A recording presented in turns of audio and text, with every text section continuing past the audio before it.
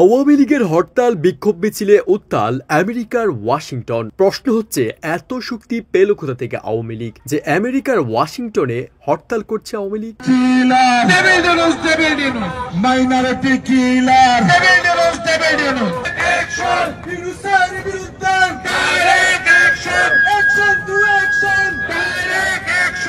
যুক্তরাষ্ট্রের রাজধানী ওয়াশিংটনে আওয়ামী লীগ ও তার সহযোগী সংগঠনগুলোর বিশাল বিক্ষোভ মিছিল অনুষ্ঠিত হয়েছে। আওয়ামী লীগের নেতাকর্মীরা অন্তর্বর্তীকালীন সরকার প্রধান ডক্টর ইউনূসের বিরুদ্ধে স্লোগান দিতে দিতে হোয়াইট হাউসের কাছাকাছি অবস্থান নেয়। তাদের দাবি, বর্তমান অন্তর্বর্তী সরকার রাজনৈতিকভাবে আওয়ামী লীগের বিরুদ্ধে পরিকল্পিত নেগেটিভ প্রচার চালাচ্ছে এবং আন্তর্জাতিক অঙ্গনে দলটির ভাবমূর্তি ক্ষুণ্ণ করতে কাজ করছে। কিন্তু কথা হচ্ছে, দেশের এই অস্থিতিশীল পরিস্থিতিতে আওয়ামী লীগ আমেরিকার ওয়াশিংটনের মতো সেন্সিটিভ জায়গাতে বিক্ষোভ মিছিল এবং হরতাল কিভাবে করলো? এত শক্তি কোথা থেকে পেল আওয়ামী লীগ? সেটা জানার পর আপনার চোখ কপালে উঠতে বাধ্য হবে।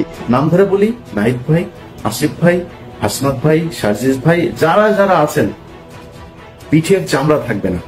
প্রিয় দর্শক, ওয়াশিংটনের এই বিক্ষোভ স্পষ্টভাবে ইঙ্গিত দিচ্ছে যে আওয়ামী লীগ আবারও ক্ষমতার মঞ্চে ফিরে আসার জন্য সর্বোচ্চ প্রচেষ্টা চালাচ্ছে। দলটির শীর্ষ নেতারা বলছেন, শেখ হাসিনার নেতৃত্ব ছাড়া বাংলাদেশকে কাঙ্ক্ষিত উন্নয়নের পথে রাখা সম্ভব নয়।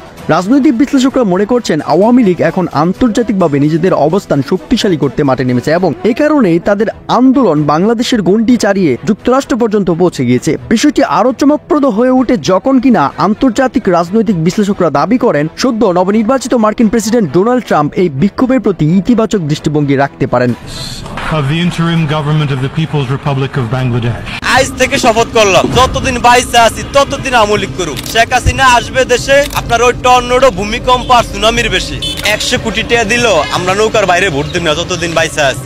কারণ ট্রাম্প প্রশাসন বৈশ্বিক রাজনীতিতে নতুন সমীকরণ তৈরি করছে, সেখানে বাংলাদেশের শেখ হাসিনার ক্ষমতা পুনরুদ্ধারে একটি গুরুত্বপূর্ণ কৌশল হতে পারে। এই বিক্ষোভের মাধ্যমে আওয়ামী লীগ আবারও প্রমাণ করলো যে তারা শুধু বাংলাদেশের ভেতরে নয়, আন্তর্জাতিক পর্যায়েও নিজেদের অবস্থান তুলে ধরতে প্রস্তুত। আন্তর্জাতিক বিশ্লেষকরা মনে করছেন, যদি দলটি এই গতিতে রাজপথে সক্রিয় থাকে তবে শেখ হাসিনার দ্বিতীয়বার ক্ষমতায় ফেরা অনেকটাই সম্ভব।